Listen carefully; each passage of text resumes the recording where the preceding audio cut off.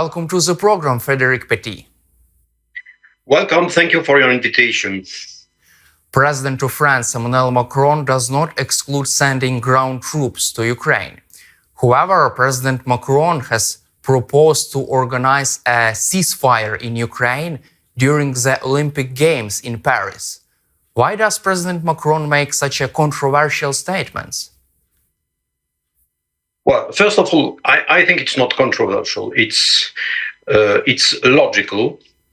First announcement was not an announcement that he will send troops. He sent an announcement that he's not opposite. It means there is no red line for that. And I think that in this situation where we are, it means we are in confrontation. We are not in war with Russia, we as France, but we are in confrontation. The war is about very essential things for all of us, Ukrainian, Poland, France, Europe, because we have another idea of what is the cooperation between European nations than Moscow and than Kremlin. Kremlin think that Kremlin has an imperialist thing, and we have a cooperation thing. And then we have to put clear that we are in confrontation. Then we don't exclude anything. We don't exclude anything. That's the first thing, and that's very good. And I am proud of my president to have said that. You know, I am not in the same party than him. I am in coalition. Sometimes I am critic. I am living in Krakow. I know very well. I think I know better than a lot of French people the region. I know what was the cooperation, historical cooperation between all the nations between Baltic Sea and Black Sea, od Morza Bałtyckiego do Morza Czarnego, jak mówicie. Then I am proud for that. It's also our confrontation. Then for the Olympic Games, well, it is since 5 millennia that there is a pause in conflict. I think that's not on the same level. Okay, it's saying, okay, we can make this.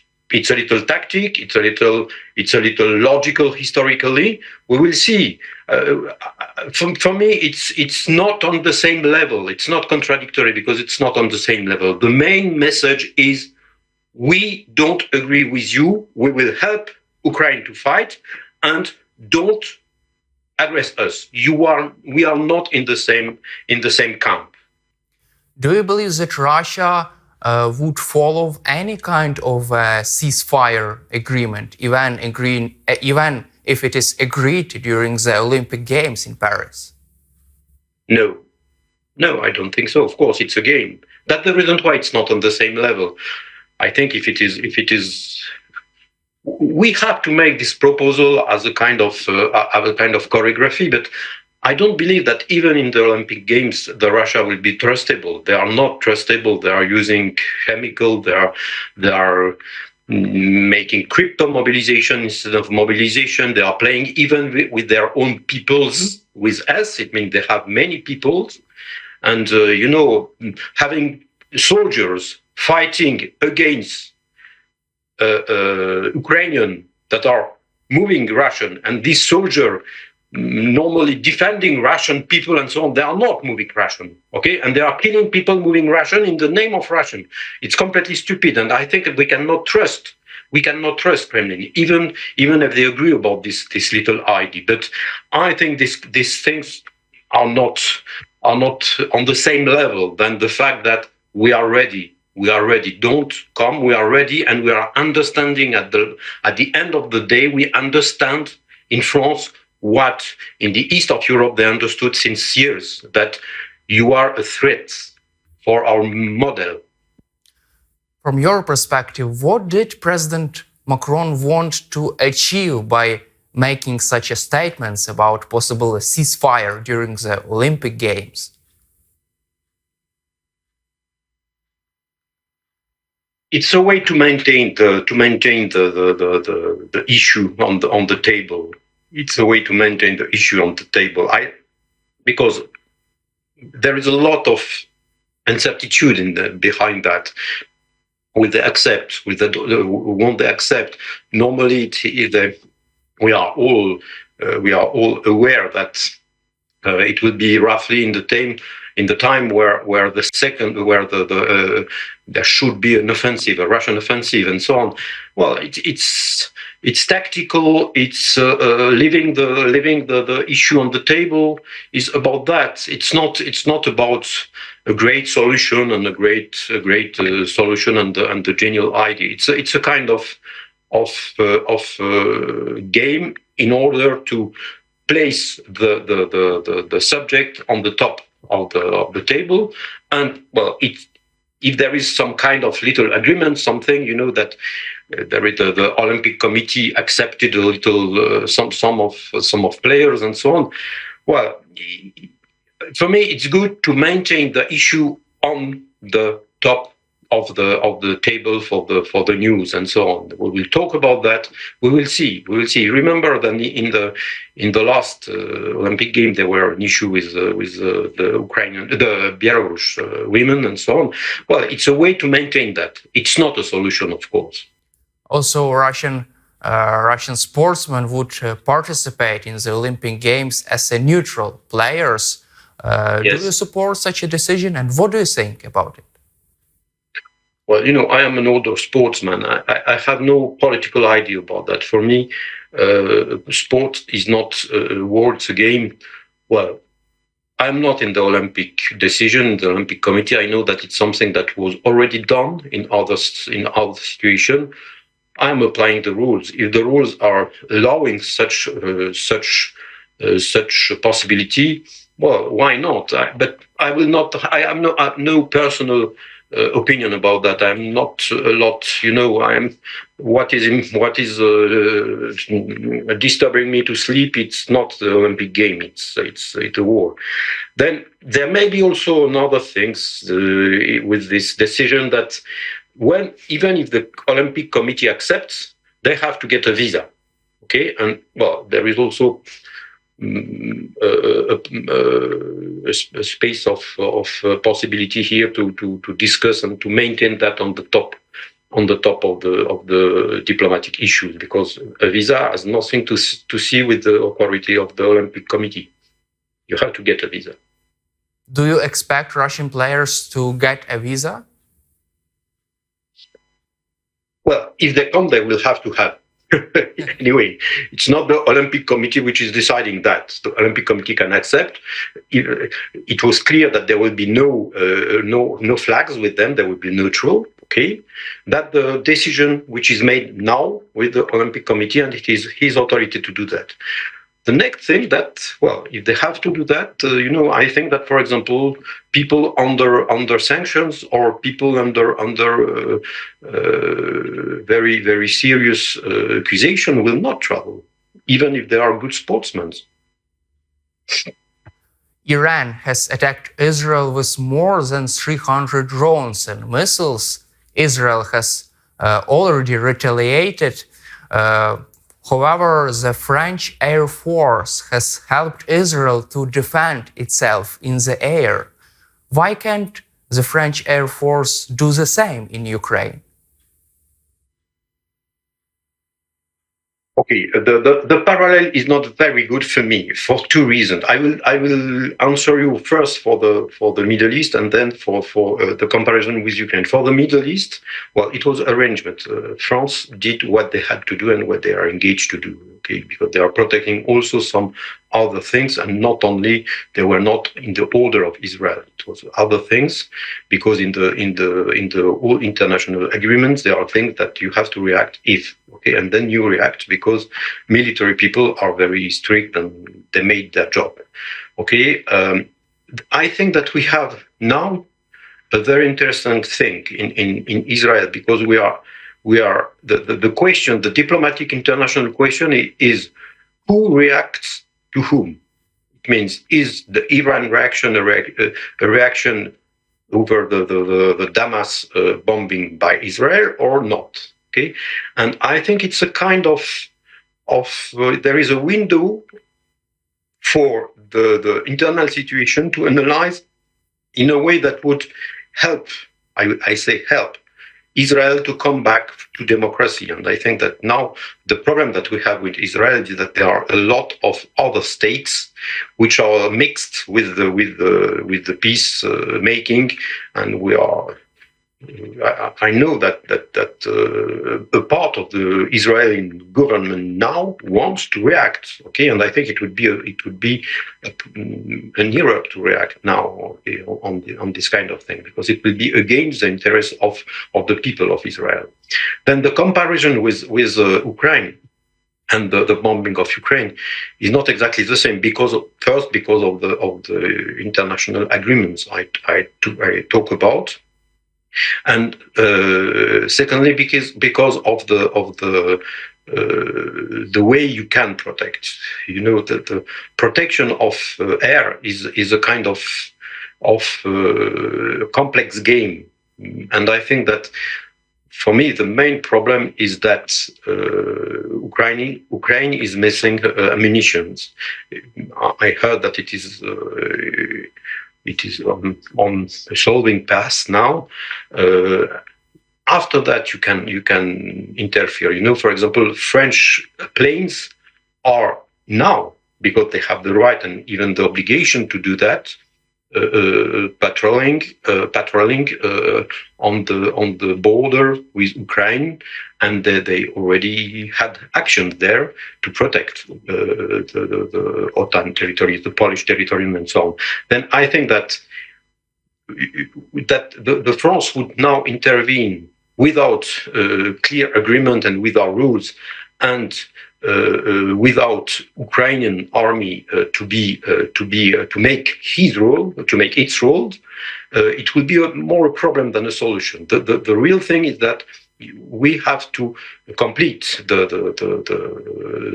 to help Ukraine to come back to the way to make the first line and to defend the first line, because it will be not efficient and not very structured as an answer. That the different the thing is completely different on the efficiency and on the rule of international law. According to the latest survey published by the Le Parisien, a half of the French young adults would be ready to fight Russia in Ukraine. From your perspective, does that mean that a possible ground deployment to Ukraine is a real scenario? It has not a lot to do. First of all, the survey was, are you ready not to go to Ukraine? The survey was exactly, are you ready to fight for your freedom? It's a little different, and I'm not surprised, because in France we have a kind of bubble journalist, of buzz journalist, and they like to make some, as I said, some. They want to make like some eye-catching headlines. Yeah. Yes, and not only on this point. And what was interesting in this history, that all the people saying, the young people in West, they are not good, they are not working, they don't want to study, and so on, they are wrong. And I know that. I saw that, for example, in Germany. Germany is my constituency. I'm elected by French people living in Germany. And I said 6 years ago, that the youth of Germany is making her Zeitwende, changing time, that was in the newspaper 5 years later, because Scholz told of that.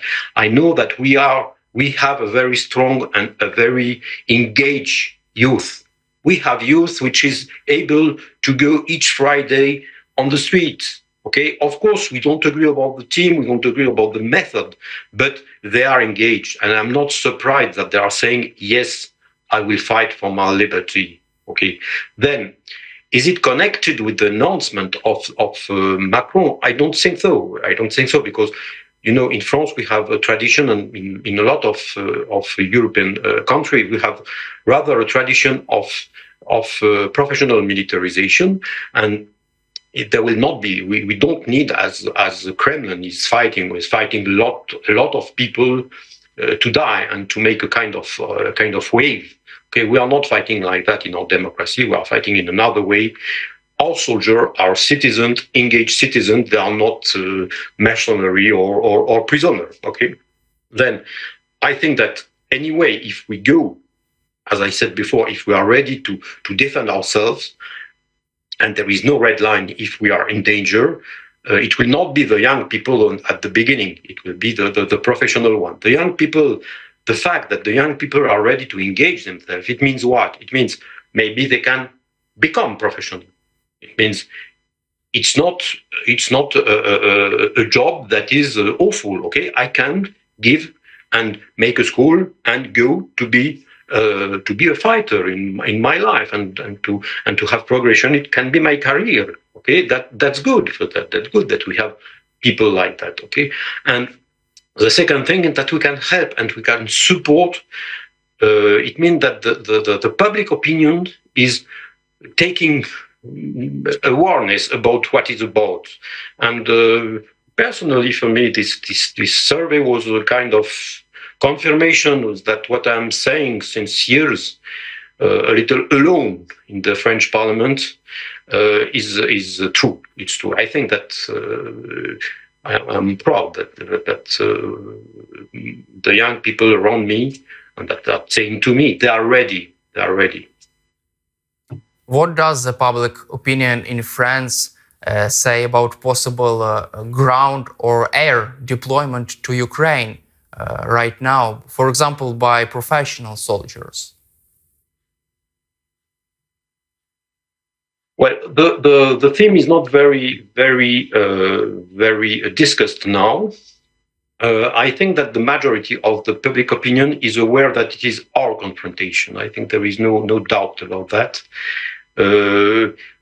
After that, the fact that we have a professional army is a little changing the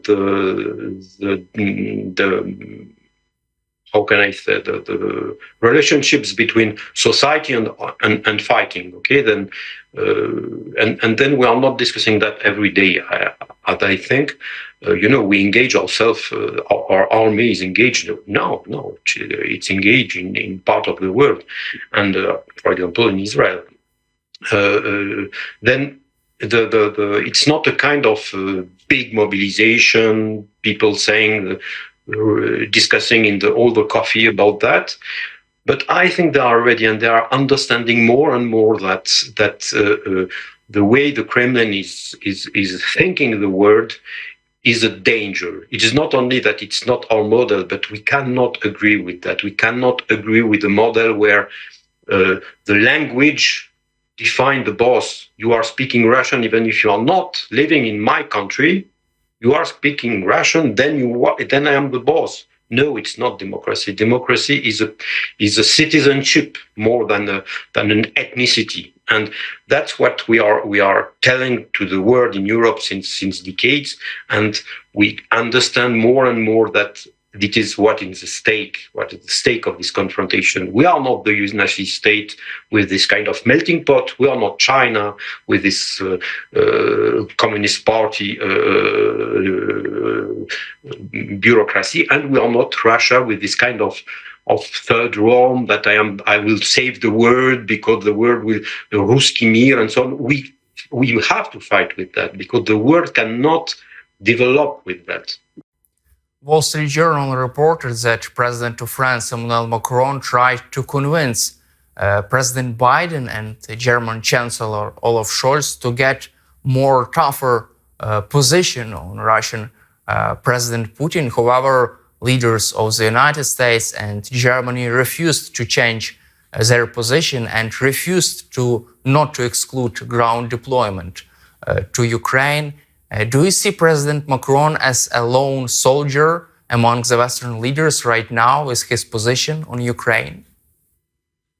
No, it's not a lone soldier. We are collective. We are discussing. We are united in diversity. I say sometimes I'm saying we are united in conflict. We can be in conflict. We can disagree. The difference. What we are telling to the world is that you may disagree, you may have problems, you may have divergence of interest. You, as a human being, you have to work with your enemy. You have to discuss. You have not to kill them. You have not to make an empire. You have not to dominate them. Okay, Sometimes I am saying in my public meetings, I was in Balkans a few days ago. I am saying that the opinion diversity, the politic diversity, the narration diversity is useful to the politic and to the world as the biodiversity is useful for the planet. You need to have different people, different nations looking about what we have to do together on a different way. But no one of us has to be the empire. No one. We had empire in France, and we are regretting that. We are saying that. We say to our colony, we may help you, but we will not be the empire. And people are criticizing that now, saying, oh, you left Africa. No, we are not leaving Africa. We are now trying to work equal to equal. And this kind of thinking, of political thinking, is what we are doing. Then we may be different of Scholz. There may be a difference between Scholz and Macron during weeks.